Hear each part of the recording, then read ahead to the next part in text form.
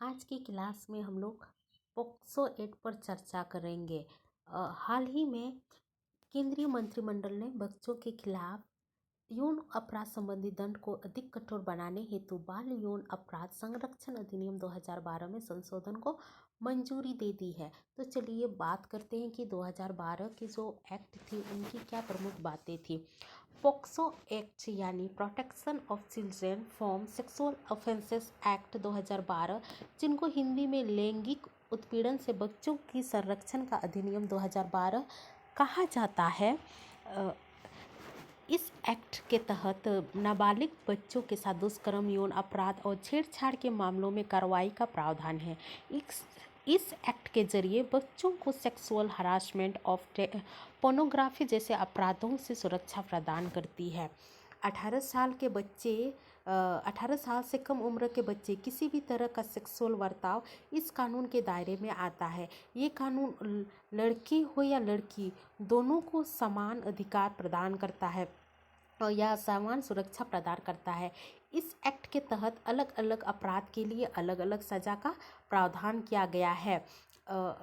इस एक्ट के जरिए सभी अपराधों की सुनवाई एक विशेष न्यायालय द्वारा कैमरे के समक्ष बच्चों के माता पिता या जिन पर वो ज़्यादा भरोसा कर सकते हैं उनकी मौजूदगी में सुनवाई का प्रावधान है। इस एक्ट में कोई भी व्यक्ति किसी बच्चे के शरीर की किसी भी हिस्से में अपना प्राइवेट पार्ट डालता है तो सेक्शन 3 के तहत अपराध है और इसके लिए सेक्शन 4 में इसके लिए सजा का प्रावधान किया गया है।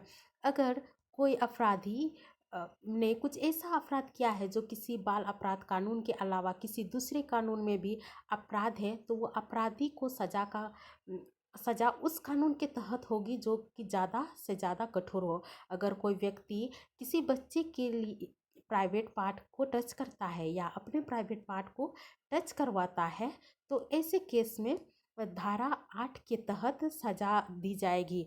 और अगर कोई शख्स किसी बच्चों के सामने सेक्सुअल हरकतें करता है या उसे ऐसा करने के लिए कहता है तो उसे या पोर्नोग्राफी दिखाता है तो 3 साल से लेकर उसे उम्र कैद तक की सजा हो सकती है।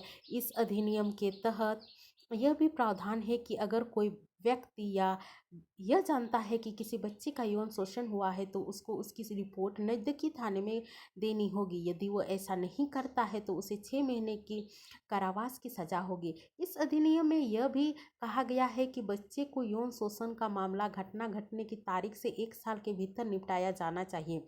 हालांकि नाबालिगों के रेप की घटना को लगातार बढ़ोतरी के कारण सरकार ने इस एक्ट में बदलाव लाया है जिसके तहत 12 साल तक की बच्ची से रेप के दोषियों को मौत की सजा का प्रावधान है।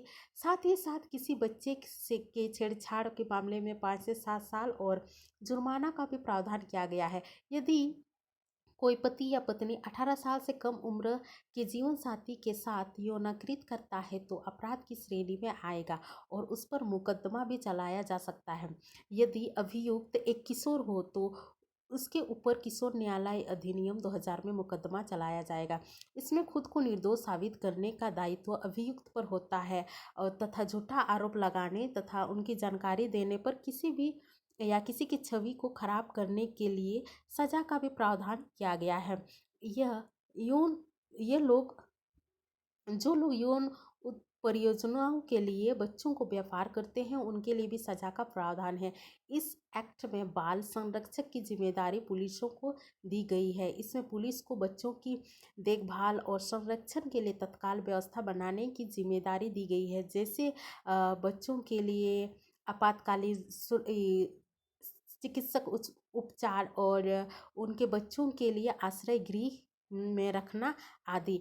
पुलिस की ये जिम्मेदारी बनती है कि मामले को 24 घंटे के अंदर बाल कल्याण समिति की निगरानी में लाए और उस बच्चे को और उस बच्चे को संरक्षण और सुरक्षा के लिए उचित कदम उठाया जाए। इस एक्ट के बनने के बावजूद बच्चों के खिलाफ यौन अपराध में कमी नहीं आई है। 2012 से 2016 या अभी तक के केस में देखें तो यौन अपराध के दायरे काफ़ी मामले दर्ज किए गए हैं। इस एक्ट में प्रावधान के बावजूद काफ़ी मामले अदालत में अभी तक समय सीमा तो पार कर चुकी है, लेकिन अभी भी लंबित है और उन पर इसमें अपराधियों को सज़ा मिलने की दर भी काफ़ी कम हो गई है। सरकार को इस पर आवश्यक कदम उठाने चाहिए, क्योंकि जिस तरीके से ये केस बढ़ रहा है उस हिसाब से उन्हें लोगों को उस हिसाब से बच्चों को उस हिसाब से उनका न्याय नहीं मिल पा रहा है।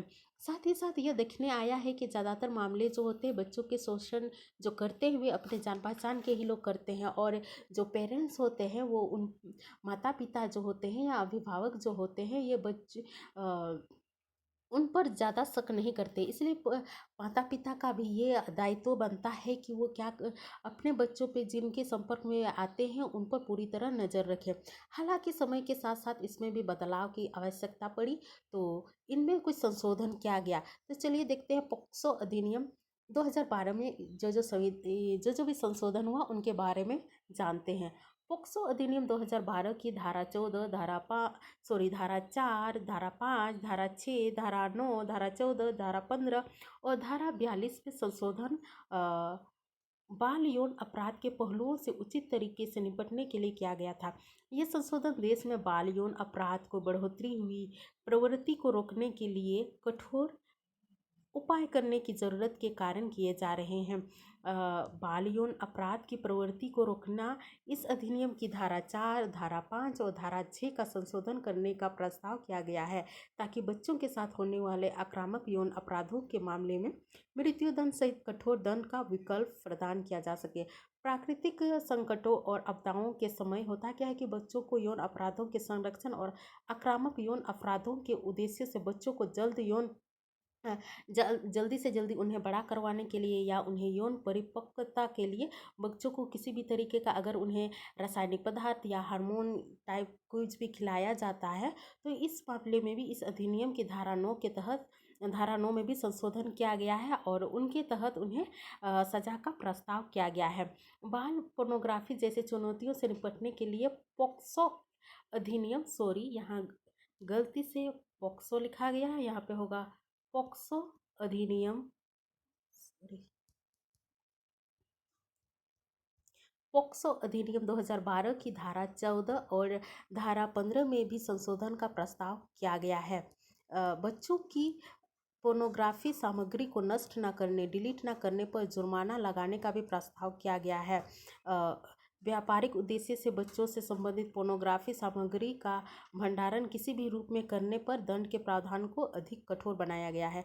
निष्कर्ष के तौर पर देख सकते हैं कि पोक्सो अधिनियम 2012 में प्रस्तावित संशोधन बाल यौन अपराध की बढ़ोतरी प्रवृत्ति को रोकने की सहायता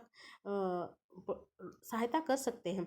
हालांकि यौन अपराध के लिए कठोर से कठोर दंड में प्रावधान मौजूद होने के बावजूद भी तेजी से बढ़ते हुए इन अपराधों पर लगाम लगाने में असफल हो रहे हैं। इस संशोधन का उद्देश्य यौन अपराध के विभिन्न पहलुओं और दंड के संबंध में स्पष्टता स्थापित करना है।